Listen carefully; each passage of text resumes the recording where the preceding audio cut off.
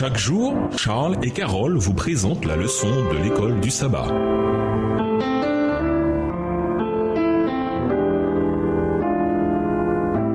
Bienvenue dans votre émission. Dieu nous parle. Nous voilà à la leçon du dimanche, Jésus dans l'Ancien Testament.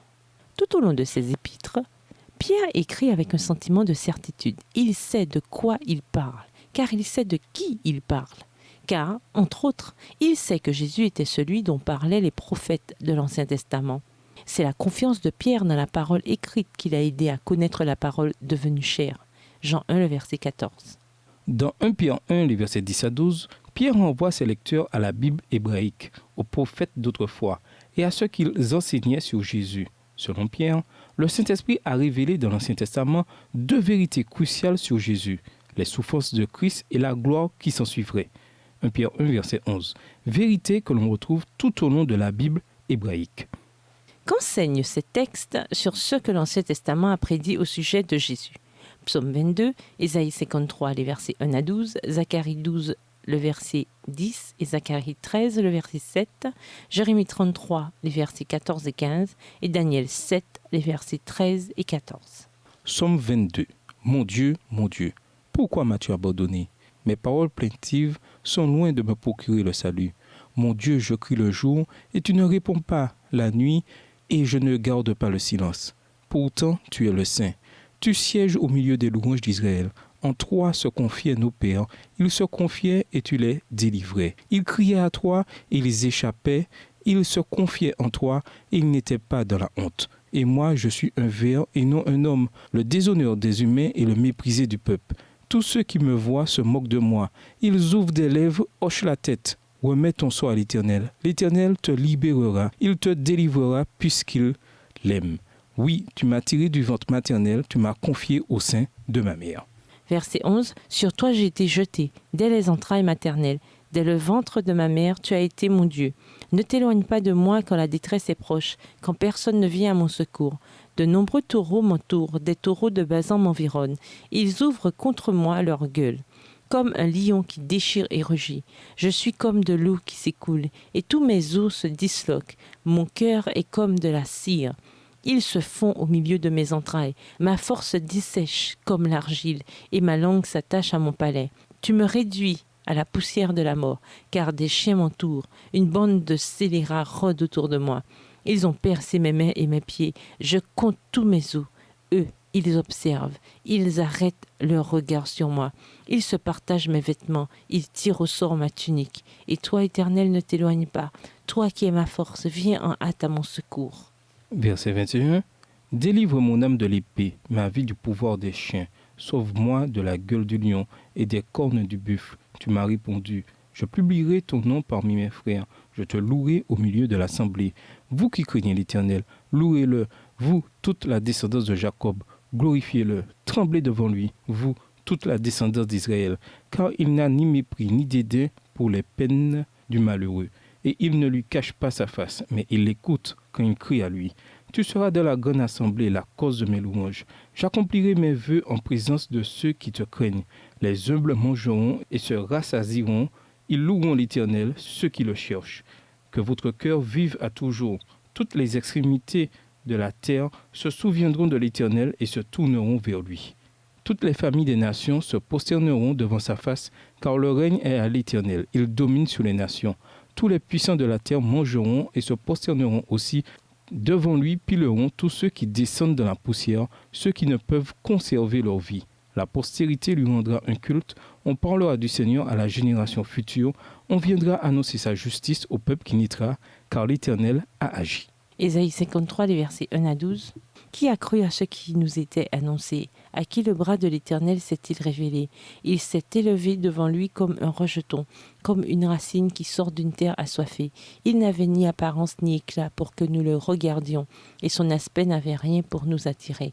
Méprisé et abandonné des hommes, homme de douleur et habitué à la souffrance, semblable à celui devant qui l'on se voile la face. Il était méprisé, nous ne l'avons pas considéré. Certes, ce sont nos souffrances qu'il a portées. C'est de nos douleurs qu'il s'est chargé. Et nous l'avons considéré comme atteint d'une plaie, comme frappé par Dieu et humilié. Mais il était transpercé à cause de nos crimes, écrasé à cause de nos fautes. Le châtiment qui nous donne la paix est tombé sur lui, et c'est par ses meurtrissures que nous sommes guéris. Nous étions tous errants comme des brebis, chacun suivait sa propre voie, et l'Éternel a fait retomber sur lui la faute de nous tous. Verset 7. Il a été maltraité, il s'est humilié et n'a pas ouvert la bouche, semblable à l'agneau qu'on mène à la boucherie. À une brebis muette devant ceux qui l'attendent, il n'a pas ouvert la bouche. Il a été emporté par la violence et le jugement. Dans sa génération, qui s'est soucié de ce qu'il était retranché, de la terre des vivants, à cause des crimes de mon peuple, de la plaie qui les avait atteints. On a mis sa tombe parmi les méchants, son sépulcre avec le riche, quoiqu'il n'ait pas commis de violence et qu'il n'y ait pas eu de fraude dans sa bouche. Il a plu à l'Éternel de le briser par la souffrance. Après s'être livré en sacrifice de culpabilité, il verra une descendance et prolongera ses jours, et la volonté de l'Éternel s'effectuera par lui. Après les tourments de son âme, il rassasiera ses regards par la connaissance qu'ils auront de lui. Mon serviteur juste justifiera beaucoup d'hommes et se chargera de leurs fautes. C'est pourquoi je lui donnerai beaucoup d'hommes en partage.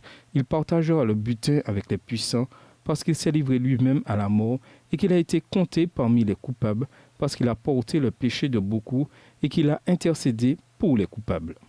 Zacharie 12, verset 10. Alors je répandrai sur la maison de David et sur les habitants de Jérusalem un esprit de grâce et de supplication, et ils tourneront les regards vers moi. Celui qu'ils ont transpercé, ils porteront son deuil, comme on porte le deuil d'un fils unique. Ils pleureront amèrement sur lui, aussi amèrement que sur un premier-né. Zacharie 13, verset 7. Épée, réveille-toi contre mon berger et contre l'homme qui est mon compatriote. Oracle de l'Éternel des armées, frappe le berger et que les brebis se disséminent. Et je tournerai ma main vers les petits. Jérémie 33, les versets 14 et 15. Voici que les jours viennent, oracle de l'Éternel, où j'accomplirai la parole de bonheur que j'ai dite sur la maison d'Israël et sur la maison de Juda. En ces jours-là, en ce temps-là, je ferai germer à David un germe de justice.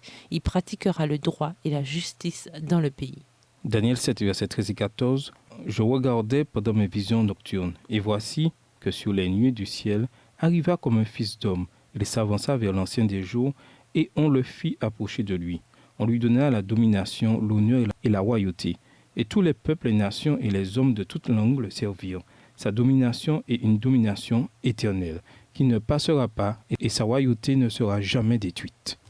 Dans 1 Pierre 1, les versets 10 à 12, Pierre assure à ses lecteurs qu'ils occupent une place très spéciale dans l'histoire du salut. Il leur a été révélé bien plus qu'aux prophètes d'autrefois. Les prophètes s'étaient en effet adressés à leur époque, mais des passages cruciaux de leur message ne devaient s'accomplir qu'au moment de la venue de Christ. Une partie de ce que les prophètes avaient prédit se réalisa uniquement du vivant des lecteurs de Pierre. Ces lecteurs avaient entendu ceux qui ont communiqué la bonne nouvelle avec l'Esprit Saint envoyé du ciel, des vérités que même les anges désiraient connaître. 1 Pierre 1, verset 12. Ayant entendu la prédication de l'Évangile, ils connaissaient plus en détail que les prophètes d'autrefois la réalité et la nature de la souffrance et de l'humiliation du Rédempteur. Bien sûr, ils devraient attendre, tout comme nous, la gloire qui s'ensuivrait. 1 Pierre 1, verset 11. Comme la première partie de ces prophéties s'est accomplie, nous pouvons être certains de la dernière partie. Quelles promesses bibliques avez-vous vues s'accomplir dans votre vie ? Lesquelles attendez-vous toujours et comment apprendre à vous y accrocher quoi qu'il arrive ? Quels changements avez-vous peut-être besoin d'initier ? Et nous vous laissons avec la question du jour. De quelle manière pouvez-vous laisser briller la lumière en vous, de sorte que vos semblables puissent louer et glorifier Dieu ? Au revoir. Et à demain si Dieu veut. Dieu nous parle. Chaque jour, Charles et Carole vous présentent la leçon de l'école du sabbat.